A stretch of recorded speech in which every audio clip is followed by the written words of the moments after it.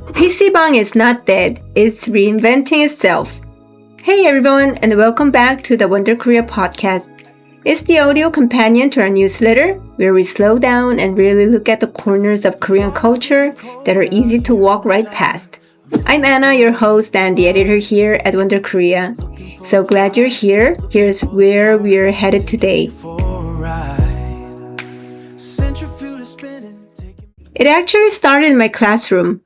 Of all places, where I noticed my international students getting weirdly excited about the Korean PC방. And then, perfect timing, Jensen Huang visited Seoul, and his very first stop was, you guessed it, a PC방. So today, I want to trace that thread, what a PC방 really is, why foreigners find it so fascinating, how it went from a StarCraft-era hangout to something that feels almost futuristic, and what it quietly says about Korea itself. Let's get into it. So let me start with the classroom. This semester, I've been teaching global corporate strategy to international students, and I ended up seeing the PC방 through foreign eyes all over again. For their team projects, I asked them to pick a Korean business model and figure out how they would expand it into their own countries. And to my surprise, several teams chose the PC방. Not as some dusty relic of the early internet days either. They saw a model that was genuinely ripe for reinvention. And watching them light up about a place I'd always thought of as totally ordinary, that's really what got me thinking about all of this. And then, almost on cue, the timing got even better. Jensen Huang, the head of Nvidia, visited Korea, and one of the very first places he stopped was a PC방, where he met Faker. If you don't know Faker, he's arguably the most famous esports player on the planet.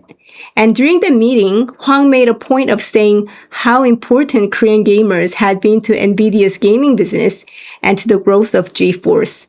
Think about that for a second. The CEO of one of the biggest tech companies in the world flies in, and part of his story runs straight through the Korean PC방. So between my students and Jensen Huang, the universe was basically telling me to finally sit down and write about this place. Now, here's the thing. For most of us who grew up here, the PC방 is so familiar that we rarely stop to notice how strange it looks to outsiders. The name literally means PC room, and people usually translate it as internet café. But honestly, that translation misses almost everything interesting about it. A Korean PC방 isn't just a place to rent a computer. It's part gaming room, part snack bar, part social space, part teenage memory, and part esports infrastructure all at once. And that combination is exactly what my students latch onto. Each team spotted a different possibility inside the same idea. One French team imagined a version that makes a quiet studied floor, a gaming floor, and in-seat Korean-inspired food service. A German team pitched a cyber-fusion arena built around esports, Korean food, community events, and creator culture. And a team from Nepal reimagined it as a premium space you could also study in, basically a reliable study sanctuary in Kathmandu for students prepping for really high-stakes exams. What fascinated them wasn't the computers exactly. It was the combination.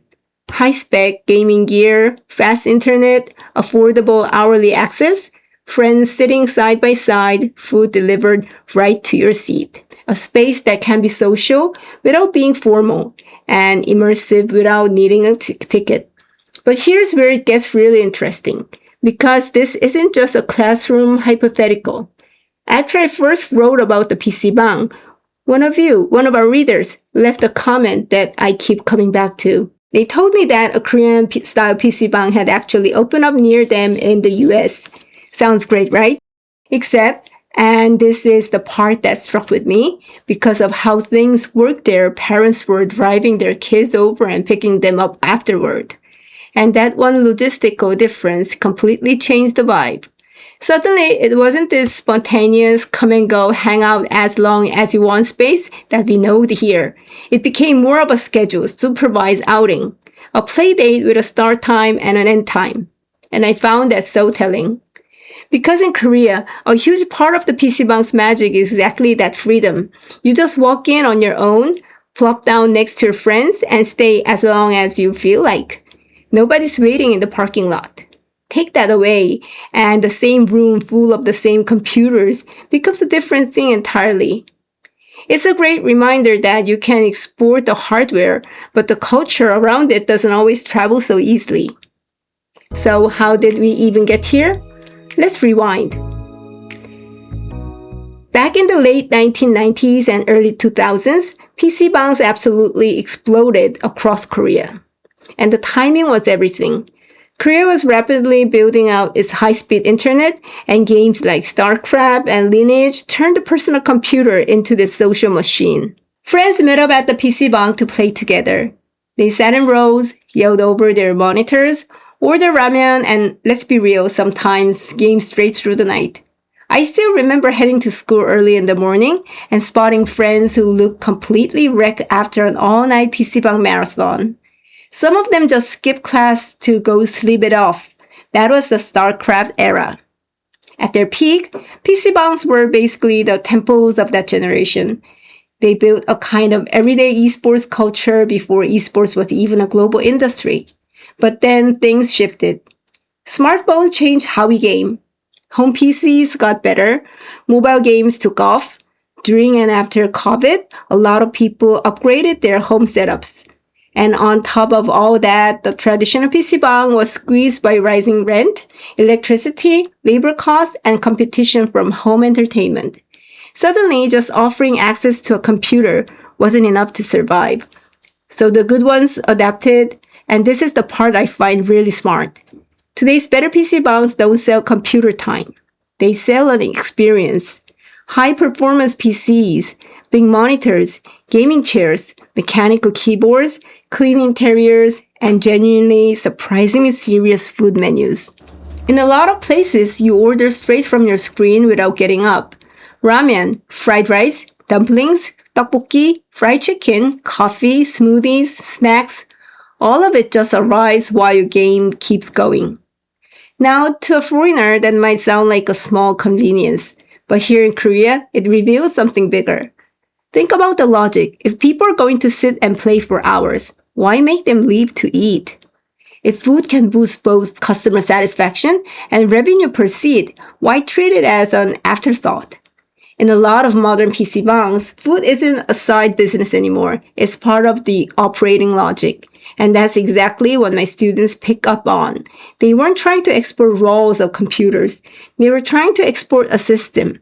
Gaming plus food, productivity plus leisure, hardware plus atmosphere, online culture plus physical space.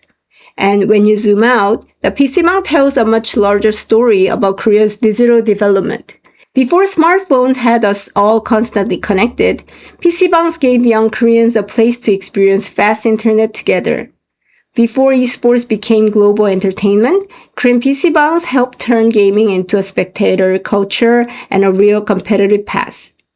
And before third place became a trendy business buzzword, PC bangs were already quietly doing that job. Semi-public spaces for young people. Now, I won't pretend the numbers are what they used to be. Traditional PC bangs have dropped sharply since the boom years, and the business is genuinely tough. But the concept itself? Not dead. Some are becoming premium gaming lounges, some are tied to esports teams or game publishers. Some lean into character IP, theme interiors, photo zones, limited menus, and special events.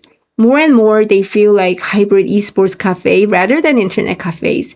And that's why I think Jensen Huang's PC bang stop was more than a fun celebrity moment.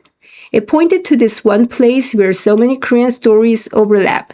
Gaming, youth culture, food service, esports, digital infrastructure, and the way Korea has this real talent for turning convenience into a business model. Maybe that's also why my students found it so compelling. Koreans might look at a PC bang and see something totally ordinary from their teenage years. Foreign students look at it and see a space that brings together a bunch of things their own cities usually keep separate.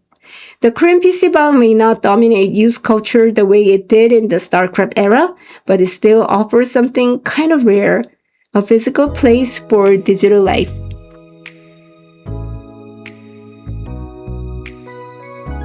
And in an age where so much of digital culture has moved into private screens and isolated rooms, that might be exactly why the PC bang still feels strangely futuristic. So here's where I've landed. I honestly thought I already understood the Korean PC bang, but I realized I was still tying it to my old school day memories and StarCraft. And sometimes, like that reader's story reminded me, the future is hiding in the places we thought we already knew. Thank you so much for listening. If this made you look at a familiar corner of Korea a little differently, share it with a friend, ideally one who understands that even digital life needs snacks, friends, and a good place to sit. This has been the Wonder Korea podcast. I'm Anna, and may wonder widen your world. See you next time.